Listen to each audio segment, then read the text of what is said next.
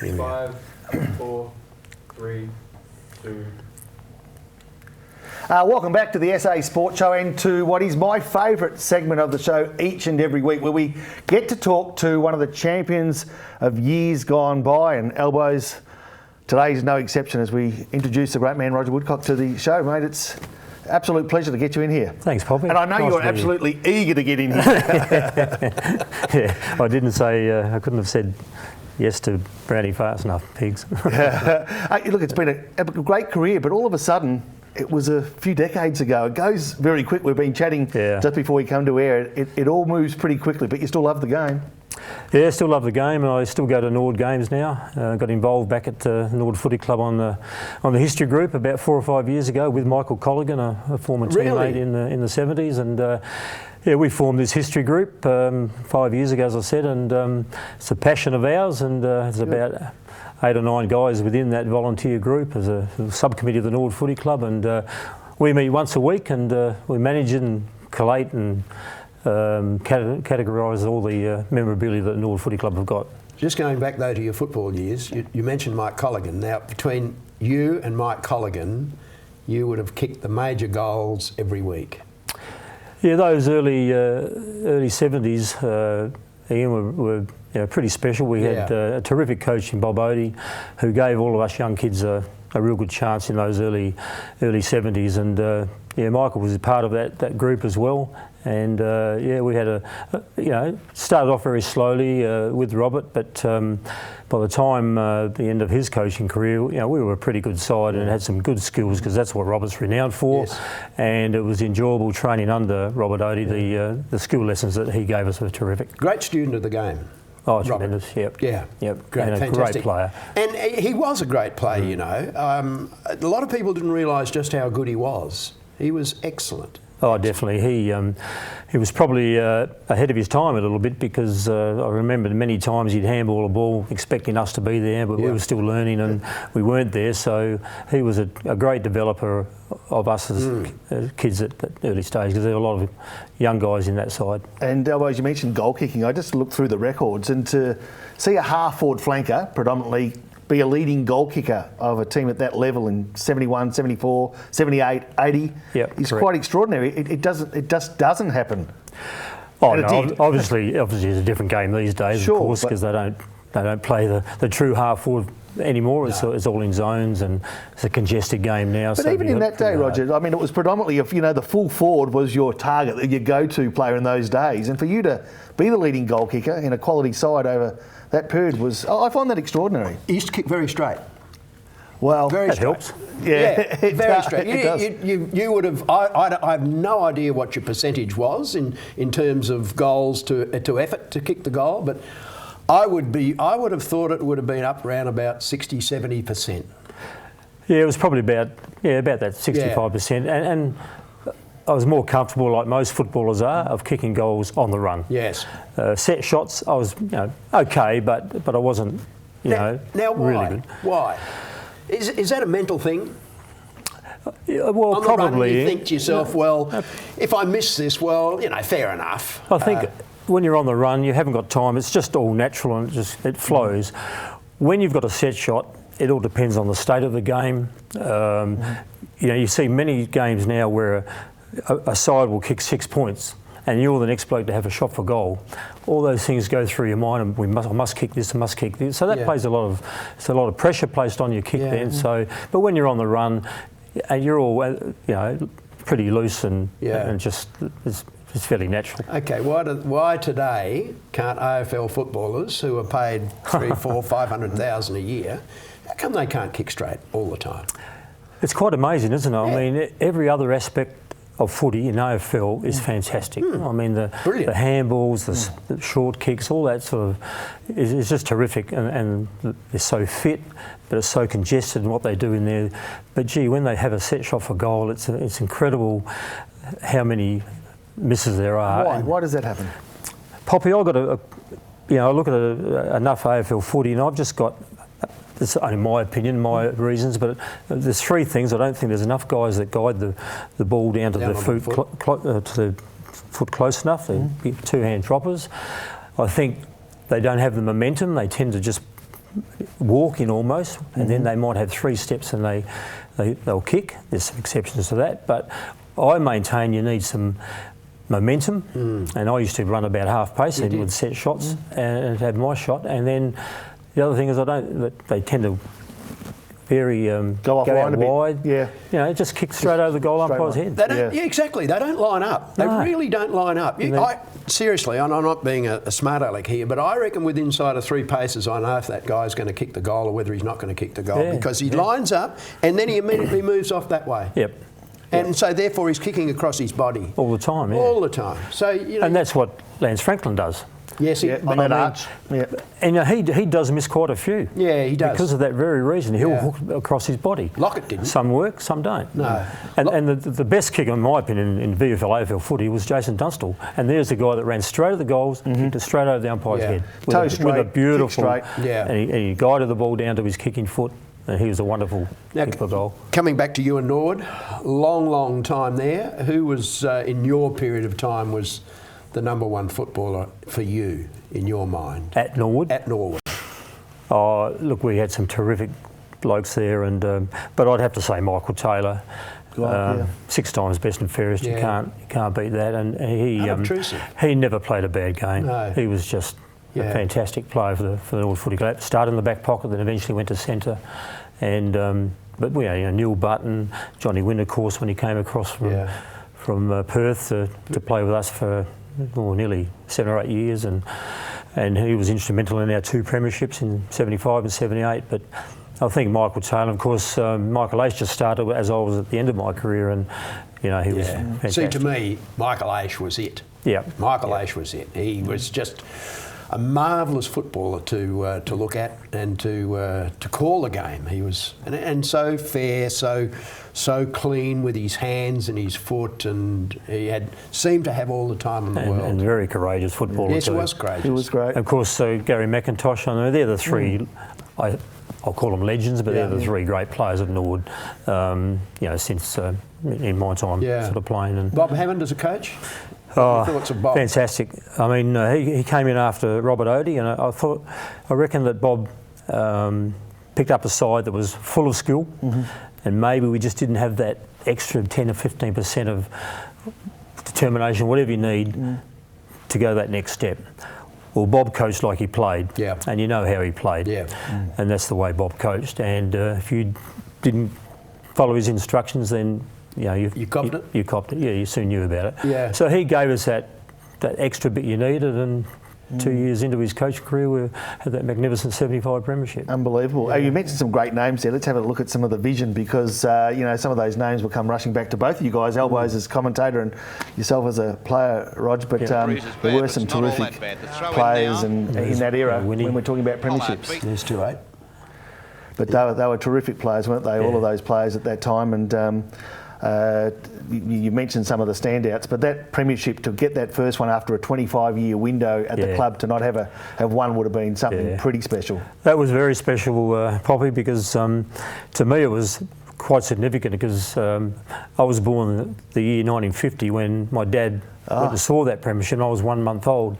The next premiership he sees, his son's playing. I'm playing, and he got down the rooms that night. Yes. And you can imagine what it was like. It was so emotional. Yeah. And we were hugging and. And you had 2 brothers. Yeah, 2 older brothers. Yes, they both played for Nord. Don played about 70 games, and Brian only played 4, but he played about 150 odd seconds games, which I think is still a record for the seconds. Well, here we are looking at some of the vision again. Before you'll know some of these. Ross Dillon, tremendous centre half forward that came from Melbourne Football Club. Magnificent player. He was, particularly in the 75 final when he and Wayne Phillips had a good match. They were. That's Stephen Copping. Gee whiz, there's some memories come flooding back. They do. Yeah, amazing. Rod Seacamp. Yes. 26. Yeah. Craigie. Neil Craig, hey? Young Neil Craig, yep. You can sit and watch this vision all day, couldn't you? You mentioned before that a lot of improvement in the game, and there is. There's no question about that. But there's a rawness about watching that football that I still love 20, 30, 40 years on, that you just don't seem to capture too many times. There's the 1 or 2 games a year that I really sit down and go, wow, that's how I remember the game. Whereas 30, 40 years ago, there was 2 games around like that. It was opponent versus opponent. Yes. And that was the good thing about it. And didn't, you know, when Nat Fyfe and Roger Dangerfield, not too long back, a lot was made of that. I'm talking about the comedian. It was funny. But it was great to see one-on-one. Yes. And made front page. Yeah. Because that's how rare it is these days. But those days are gone. Yeah, they are. Which is a shame. I mean, I'll ask you this. Do you... I'll give you my opinion first. I believe that AFL football and SANFL football are 2 different games. Right? 2 different games. But which one do you prefer? Oh, look, I think, they talk about some bad games in AFL footy and good games, but that's happened right through the history of footy. I mean, we had some bad games, you have some good games, but I just think it's so congested in AFL now, and it's particularly this year, they're talking about it. You know, some of the footy shows you watch, they're talking about that now. What can we do to relieve that congestion? You see a vision, and there's 30 odd players in the space of 50 metres. Yeah. Well, you just didn't get that back in my day, of course, because the main thing, we weren't as fit as what these guys are now. They're so super incredibly fit that they're at every contest. Yeah. And so that's why there's the congestion. But I prefer going to the SANFL. I mean, although in saying that, I think there's a lot of the SANFL coaches, and Nathan Bassett started, that have got the defensive side of things happening and zoning. I know Nord are all into that, and other clubs are starting to catch on and follow that. So maybe, Ian, that SANFL footy is starting to get a bit light. But it won't be as congested as that, because the guys don't have that fitness base that the AFL players have got. And they also don't train in the same length of time, I wouldn't think. I mean, full-time footballers now, and I remember years ago, Cornsey was the first one actually who said that, players should be full-time. And I reckon that's 20 years ago, well, more than that actually, probably 30 years ago he said that. Yeah. And now they're full-time. I don't know how I'd go full-time football. What do you reckon, Poppy? A bit too much for me, yeah. Skill is skill. I mean, you had the skill. But I think it's the discipline required 7 days a week, 365 days a year. I don't mind a beer on a hot day, and even if it's a cold day. Even a cold day, I don't mind a red wine. Well, even if it's windy or raining. But the thing is, these days you can't go outside that area too much. One game that I can't recall, but I saw on your CV there was the NFL champions of the night in 77, night season. Is that 77? 77 or 76? 77, you're right. Yeah. Tell us about that particular game. That was I think we played West Perth actually.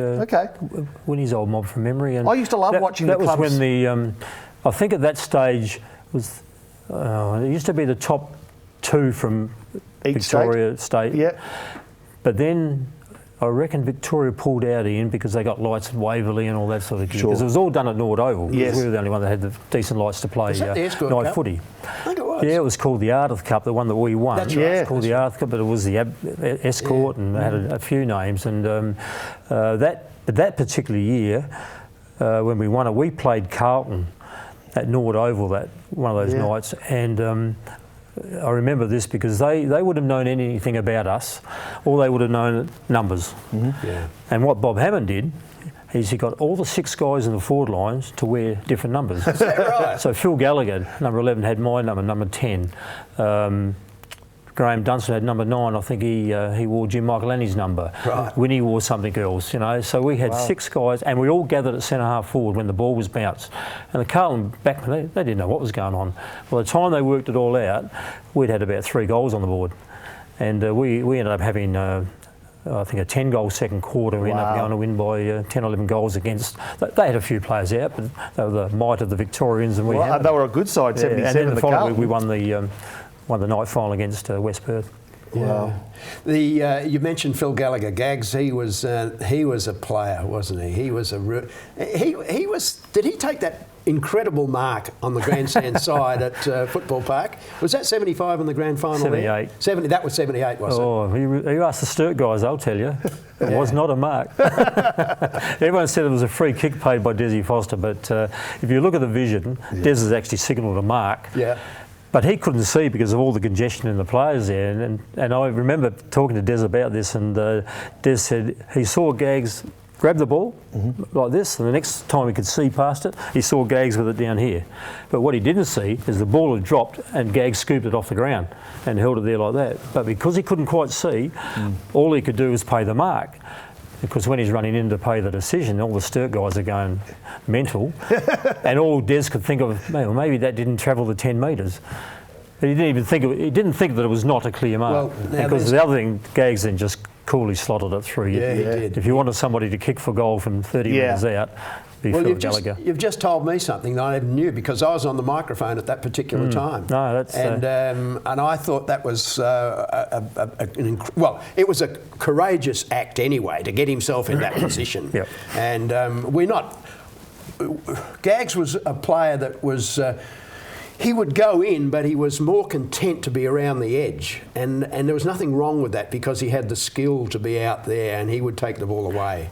Well, that's right. I mean, you've got to have what they call inside-outside players now, and it's still current today, which they talk about.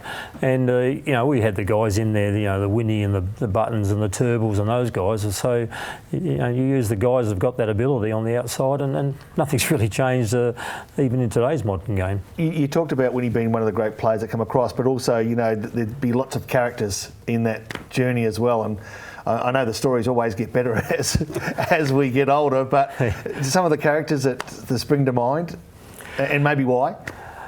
Oh, well, yeah, Winnie was a certain character, but you know, Phil Carman played in those early days. Oh, wow. with us, of course.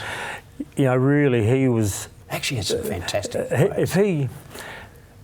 Naturally, he was the most gifted footballer I've ever seen, and he was beyond his time in fitness level. Yes. He was the fittest player in all of the SNFL, and he proved that when he went to Victoria.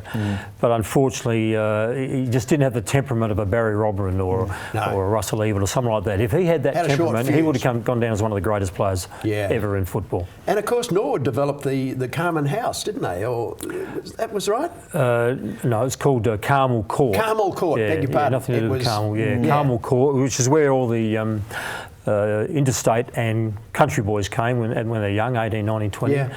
And that was ahead of its time too. Ahead of its time. That was developed by Robert Odie, basically. And but Mrs. Carman actually looked after the boys in there. She was the mother figure within there. And that was a great success for Norwood. That went probably for about 8 or 9 years. And I believe there's some good stories out of there. I was never involved in that, but I have heard some good stories there. And of course, Keith Thomas, who now is the CEO of Port Adelaide. We've had some good players, haven't we? Yeah, you have. You had some great players, really. Fantastic players. And Keith's a 300-game player, of course, at Norwood. And there was a little bloke from Kangaroo Island, was it Jenkins? Danny Jenkins. Jenkins. Another one. Yeah. Gee, they're flooding back. Yeah, they are too. They really are too. But you mentioned Keith as a life member. You yourself awarded life membership. Where does that sit as far as achievements within the Norwood Football Club, given you've won 4 premierships and other notable? Oh yeah, it's a you know, and because it's a wonderful achievement, the life membership, and also the SNFL, and there's many within the Norwood Footy Club now that are life members, and the Hall of Fame was introduced in 2006 to the Norwood Footy Club, and I was lucky enough to be included in that, and that's a really high honour, and I'm pretty wrapped in that. Yeah, it's been a great journey, hasn't it? Really, it's been a terrific journey. And the fact that you still remain involved now, I think, must give you a sense of satisfaction. You mentioned being a 1-month-old when your father last saw Norwood win a premiership in '50. And I know you've got 5 grandkids. The kids still play football?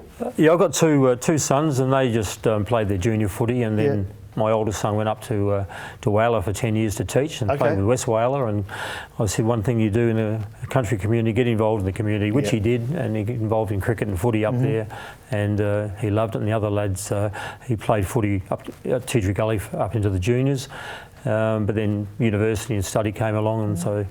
But they enjoy their life now. They've got, as I said, 5 children between them. So. Keeps us busy, elbows. It's been a pleasure to have you in here, Roger. Absolute pleasure to have you in here. Thank you, Rob. tell you what, it's released a lot of memories for me. Yeah, it's fantastic. Good to have you. Fantastic. Just another example of one of the champions of SA Sport, Roger Woodcock, joining us here on the SA Sport Show, and there'll be loads more to follow in the weeks ahead.